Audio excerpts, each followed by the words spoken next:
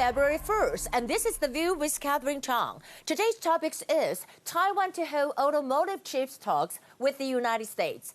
There is a serious shortage of automotive chips around the world, including Germany, Japan, and the United States, all seek assistance from Taiwan. The latest development is that Taiwan and the U.S. will hold a video conference to discuss the semiconductor industry on February 5th. The U.S. representatives will be the Deputy Assistant Secretary of State, Matt Murray, and the Acting Deputy Assistant Secretary of Commerce, Richard Stephens.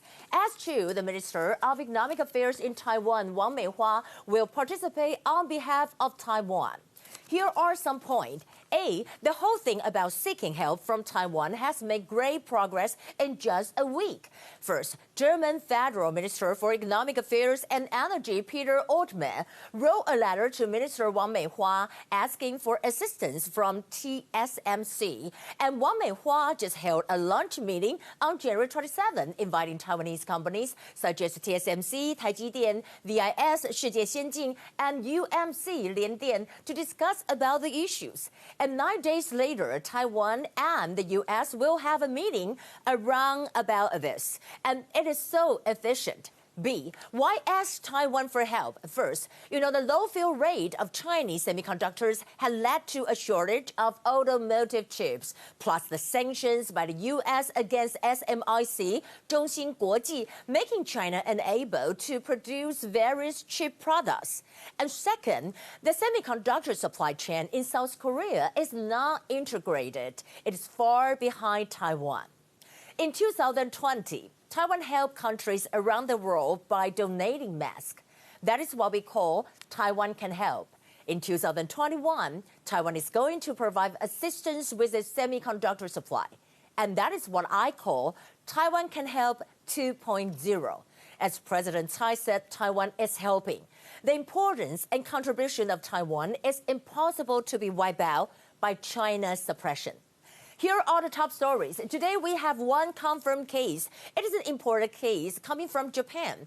First, I want to mention Taiwan, U.S. to hold online meeting on automotive chips. And we can talk about that. Taiwan Ministry of Economic Affairs is scheduled to hold a virtual meeting on February 5th to discuss the issues of automotive chips and other supply chain-related matters with officials and business leaders from the United States. And we know that Minister of Economic Affairs, Wang Meihua, she said the video conference is not about the so-called training chips for shots, but to discuss deepening supply chains partnerships between U.S. and Taiwan. Well, although she denied it, but I think the issue will be brought out eventually because it is an important issue for Taiwanese people now. Another important thing that happened was the EU plan to control exports of vaccines. Well, actually, WHO criticized the EU's announcement of export controls on vaccines produced within the bloc and warned against vaccine nationalism, 疫苗民族主义. And Taiwan CECC also comment on the issue and saying that Taiwan is likely to face a delay in EU vaccine delivery. CECC head Chen Shizhong said that a batch of vaccine doses from AstraZeneca was scheduled to be delivered soon, but that could now be subject to change following the EU introduced kind of the tighter rules on vaccine exports earlier.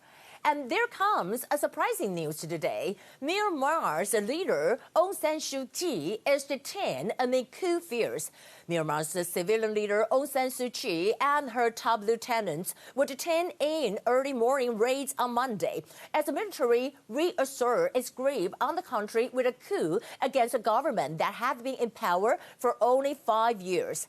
And the U.S. and Australia comment on the issue too. White House Press Secretary Jen Psaki said that the United States opposes any attempt to alter the outcome of recent elections of the impeded Myanmar's democratic transition and will take action against those responsible if these steps were not reversed. Australian government also criticized the detention, saying that we are deeply concerned at the reports. And we're talking about the Myanmar military is once again seeking to seize control of Myanmar and call for the immediate release of the unlawfully detained leaders. As for the WHO team, they visit Wuhan food market in search for riot's clues. And we know that the team arrived on Sunday amid heavy security, with additional barricades set up outside a high blue fence surrounding the market, and left in a convoy after about 1 hour. Lastly, let's talk about Taiwan-Poland signed criminal justice cooperation agreement.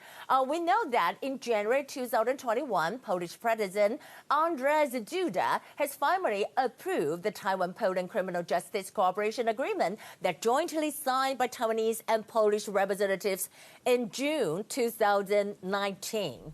Well, that will be the view for today. And this is Catherine from Taipei. I'm very glad that you joined us.